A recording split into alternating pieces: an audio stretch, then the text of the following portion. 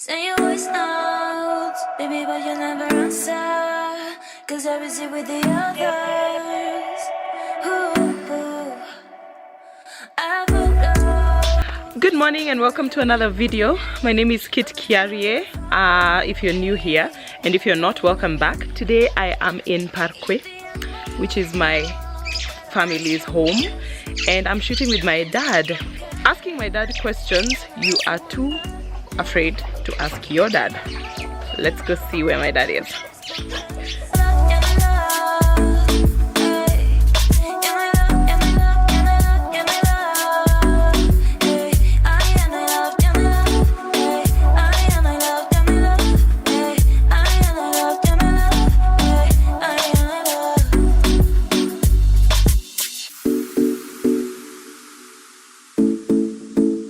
We're shooting outside today with my whole family.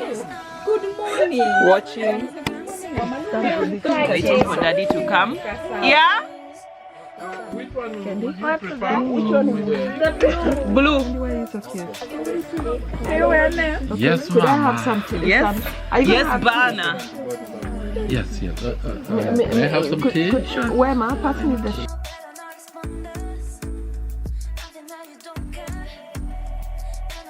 Got the camera look here, not here. Kalita maneno.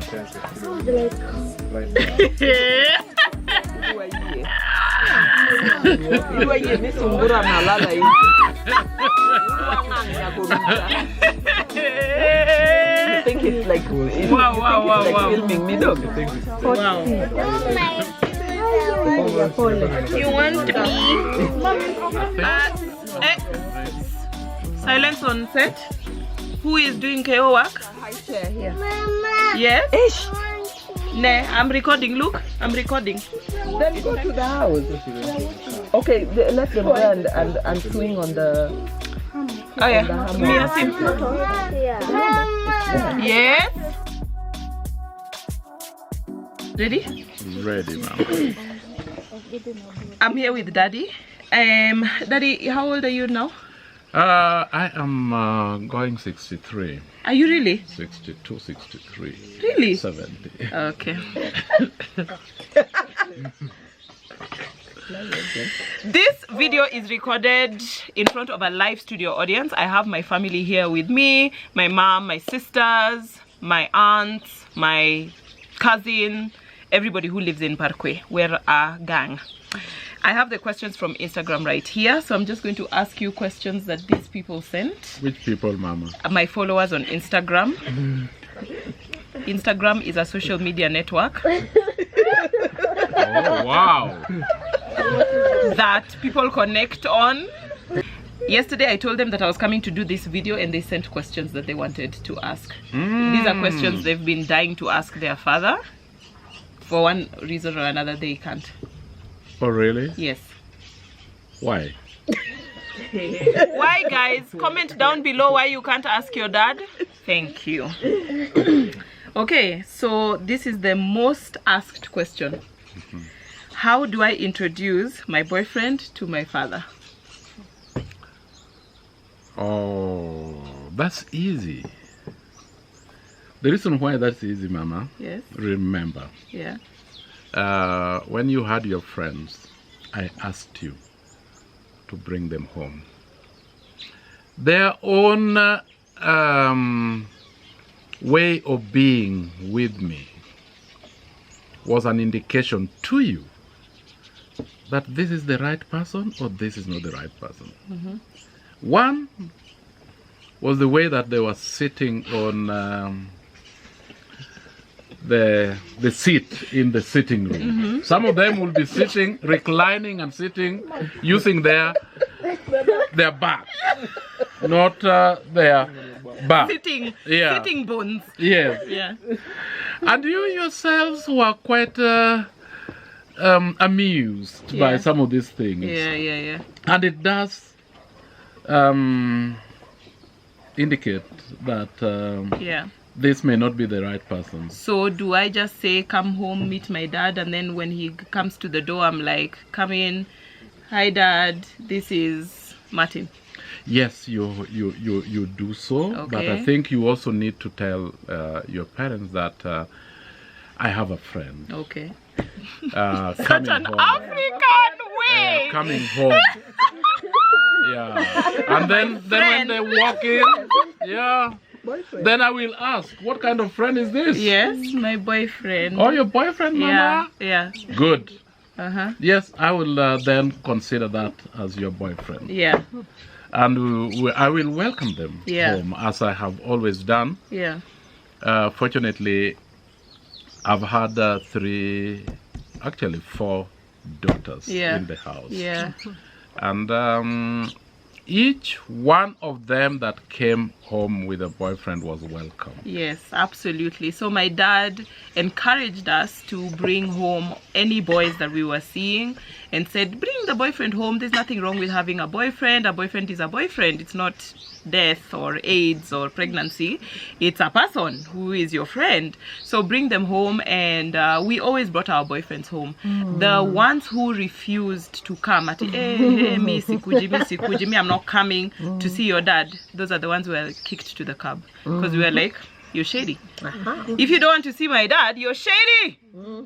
Absolutely. And again, those who come home to see your parents, actually end up treating you with a lot more respect. Absolutely. Imagine that's Yeah. actually what we discovered. Yeah, we discovered that. Okay, so somebody is asking, why are African fathers so distant from their children? Don't actually generalize, Okay. because there are lots of African fathers that are very close to their children. It's true. I remember asking you girls, where does your friend come from? Or what kind of family do they have? Yeah. And does he treat you with respect? Yeah. A father that worth his salt and knows that he has children, girls especially, the ones that will be, they will have a relationship and possibly get married somewhere. Yeah. You want to follow that walk closely. Yes. And advice. Yeah. I told one of you, I think about 5 years ago, Yeah. when one of you came and told me, as we were having a father-daughter talk, Yeah. that, Daddy, what do you think about this man? Yeah. This guy wanted to have tea with me. Finally, when I accepted, Yes. and he wanted to give me a ride home, Yeah. and I told him that I have a ride, you could have seen his general disposition. Was that one of disbelief? That you mean you have a ride? You mean you came with a car? She never saw this man again. And I told her that good riddance of bad rubbish. Just relate with strong men. That is a weak man. And I bring you up to be strong and respectful Am I talking to somebody? and dignified. Yes. So one the one that I'm talking about felt relieved that he's not just running away because Oh, there's something to do with me or something. no. It was, he didn't think that he will be in a position to equal your status. So if he is not big enough, drop him. Do you have any fatherhood regrets? Fatherhood regrets? Yeah. No, I don't have any. I don't have any.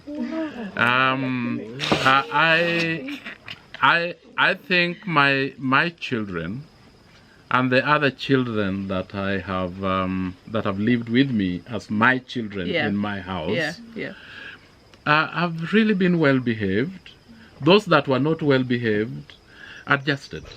Yeah. But because I speak with them, You're a good teacher. I walk with them, Yeah.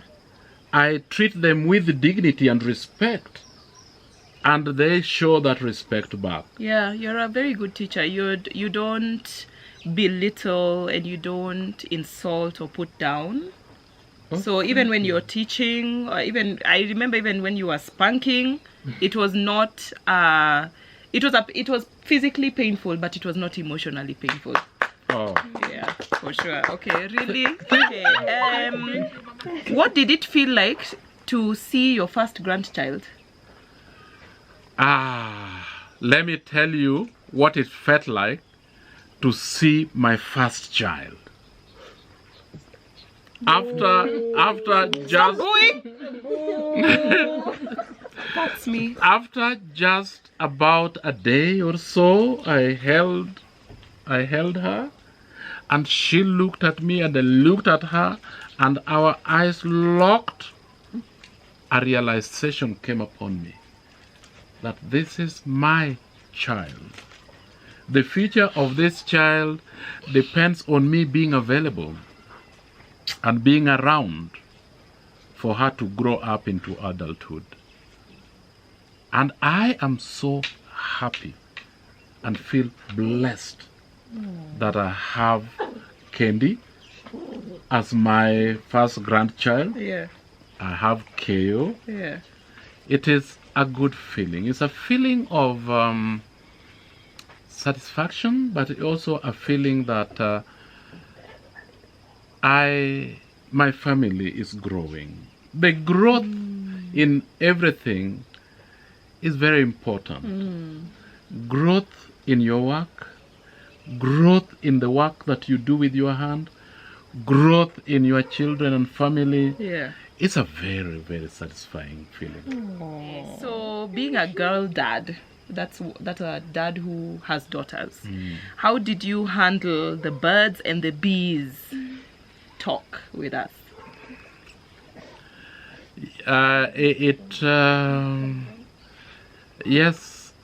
It was not strange for me. I don't remember it being strange. Yes, it was. I mean, because you've always been a forthright person. Yeah, so when No I ask questions, euphemisms or beating around the bush. Yeah. beating around the bush is a very dangerous exercise and event.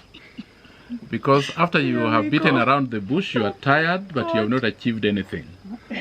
And so what then I will do is ask questions. Yeah. And I know the kind of questions that I want to ask today. And But, you know but that again, what I will ask tomorrow. absolutely. And you corner without cornering. So it's just the two of us. You're taking me to school. Yes. And we have a 15-minute ride. I can't leave. Yes. Then he's like, Mama, let me ask about Martin. Yes. And I'm like, "Ugh."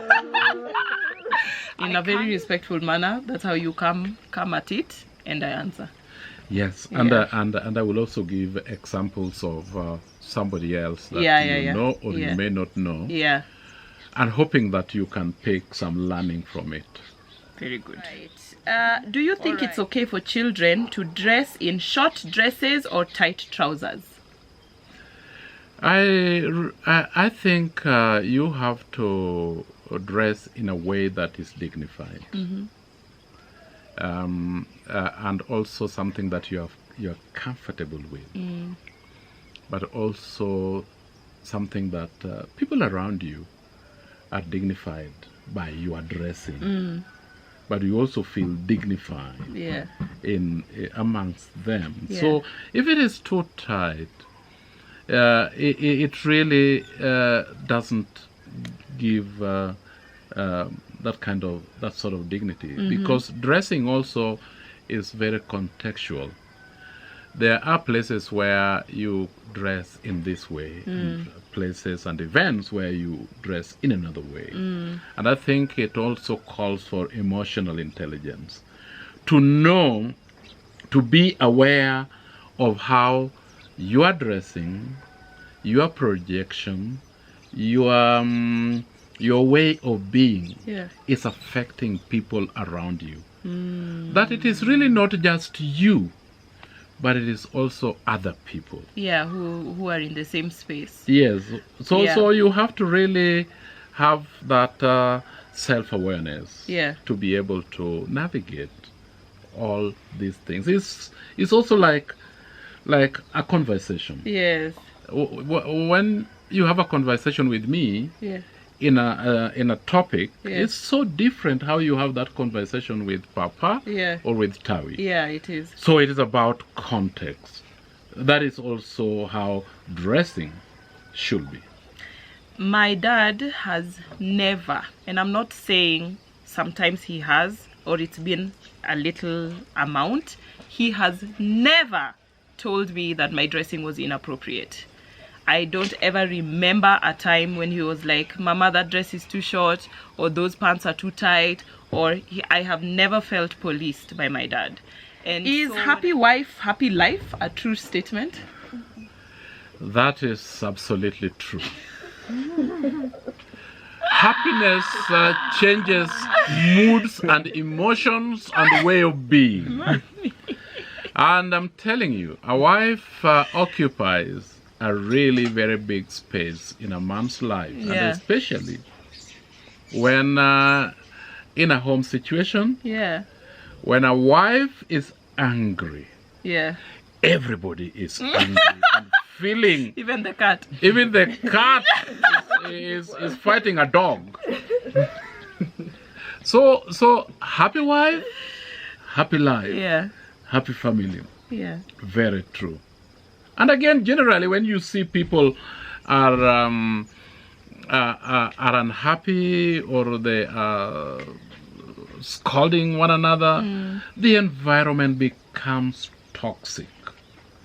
So if and us millennials know a lot about toxicity. Bams. Now, yes.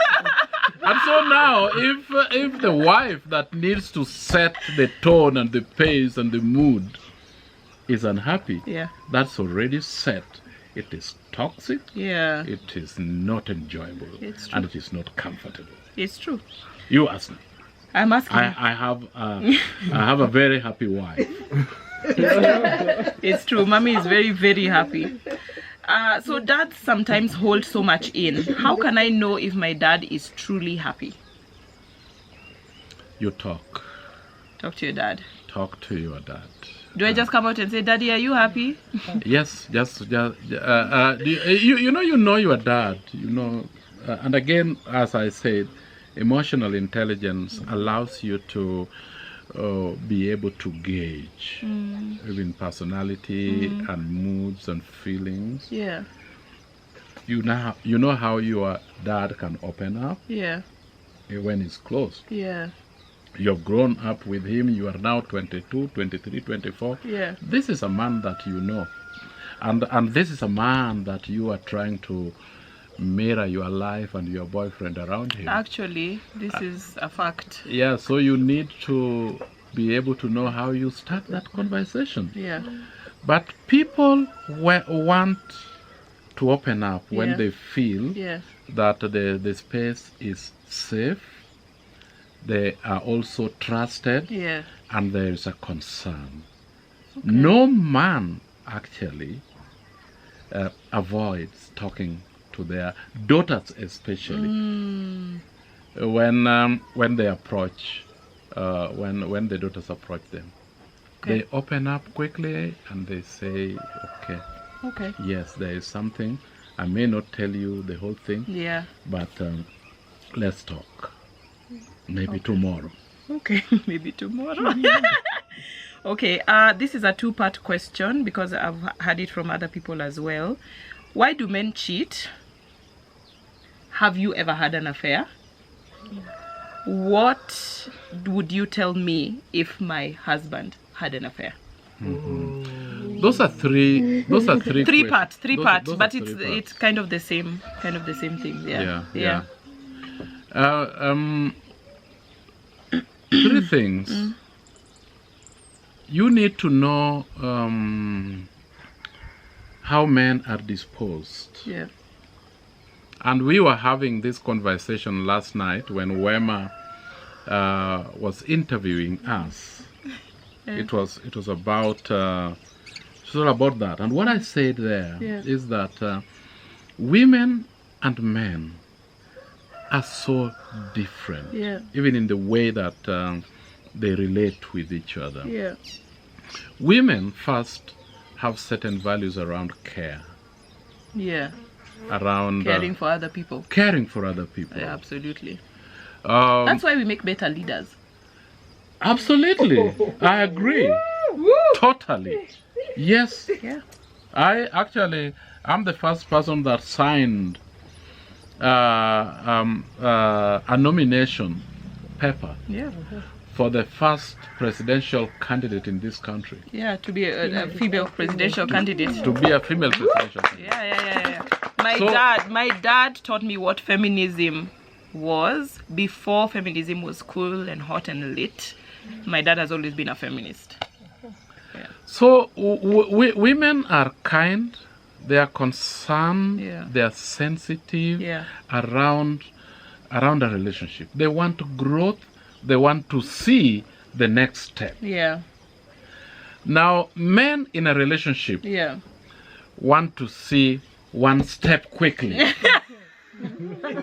before they speak, before they handle another step.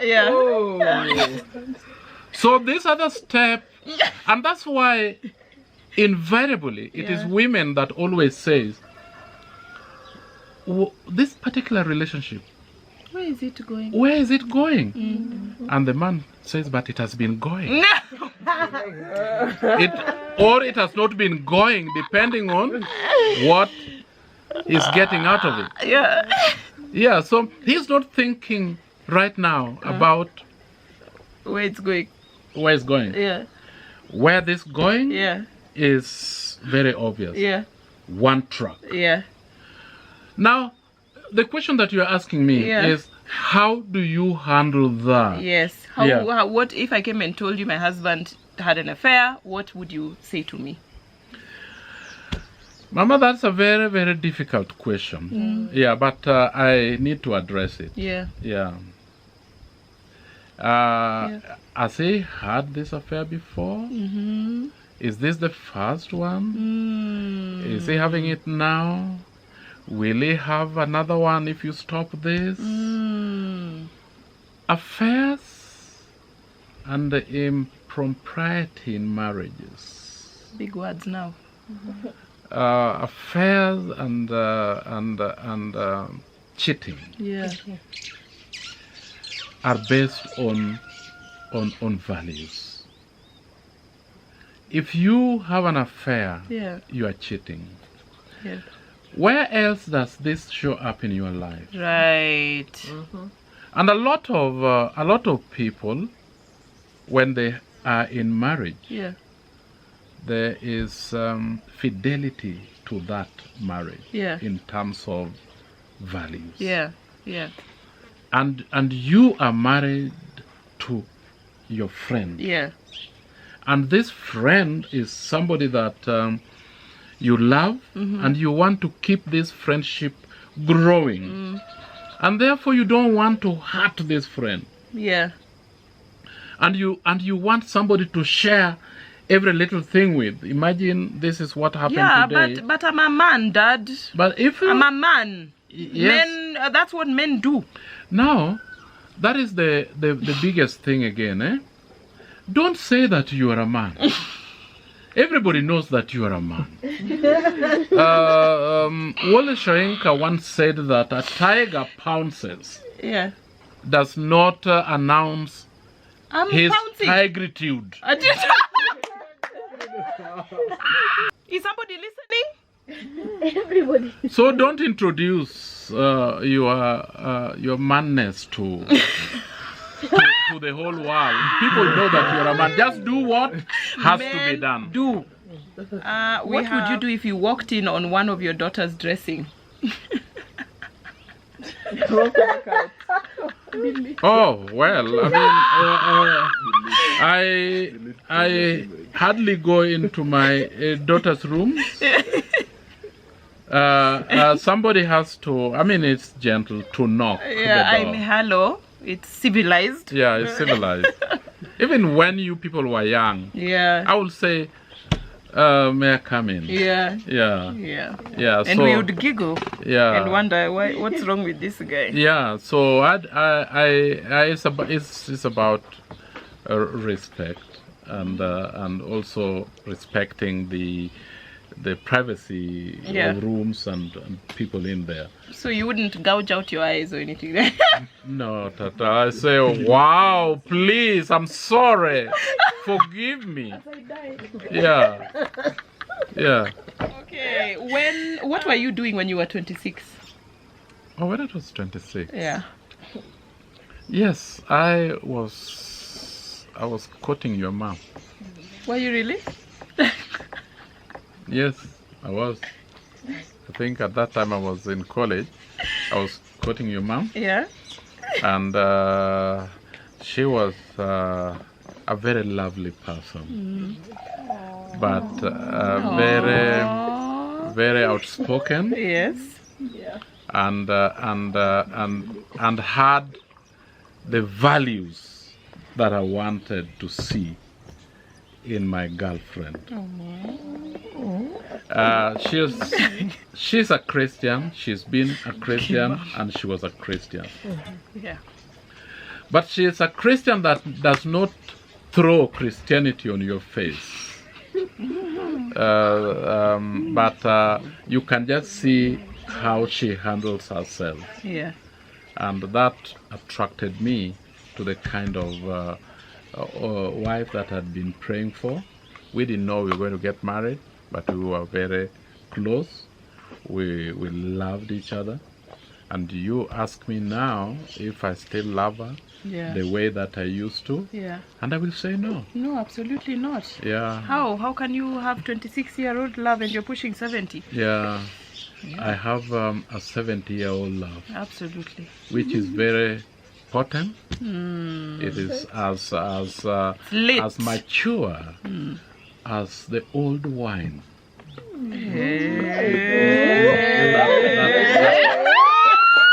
She's already in the box. Like, why are you working so hard?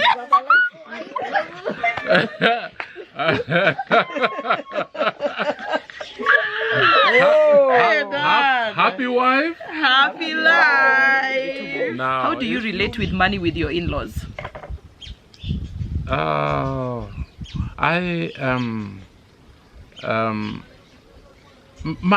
Money is something that you give because you are convinced that something has to be sorted out. And my in-laws are very gentle people. Yeah. A lot of them don't ask, but when I see that there is a need, I go in and address and I step in. But it's because of the value of, if my father-in-law and my mother-in-law are my wife's parents, they are also my parents. Yeah. So how do I treat my parents from both sides? Now that is how I handle that. And I was very, very close to my mother-in-law. Yeah. We were very good friends. I really, I thought that she was a great person. Unfortunately, she passed on in a road accident. Yeah. But the rest of my in-laws that are still living, we are good friends. We are very good friends. I respect them, they respect me. And it must not be predicated on money. It is predicated on friendship, on respect, on dignity. Yeah. Even when you are giving somebody money, it has to be dignified. Yeah, don't be. Yeah, don't rubbish that. Don't allow people also to ask. If you see that there's a situation, don't wait for them to ask, because that's not dignified. No, it's not dignified. Yeah. So that is how I relate with everybody. Absolutely. If you knew that your son-in-law was in an affair, what would you do? Oh, I will. I have a son-in-law. Yeah. That is my friend, Yes. and we started developing this friendship when he came home, and he came home again. More than 15 years ago. And I realized that this young man might actually be having something that he is looking for here. Dad. Honestly. And we started having a conversation. Occasionally he will come just to see me, but I realized that actually that was also a way of seeing you. Yeah. And we became very good friends, to an extent that whenever I took a trip, a few times, whenever I took a trip outside of the country and I went to London, he will actually come all the way to London. Yeah, because he was in school in the UK, in Bristol. All the way from Bristol to London. Yeah. And we will chat and we will talk and things. Now, if I knew that he was having an affair, I will seek him out, and we will have an elaborate 4-course meal that takes about an hour and a bit. An hour is enough for us to have a conversation around this. Yeah. Now, would you tell me? Not yet. I will not. But depends very much on. Depends very much on how we talk with him. Yeah. If we have finished it and it is done, why should I burden you with something that you cannot do anything about? It's true. And so we have sorted it out. And so I'll talk to him, because this has been my son. If my son had an affair, will I be talking with him? Yeah. Will I tell his wife? Yeah. You only take it to that level if you cannot do anything about it.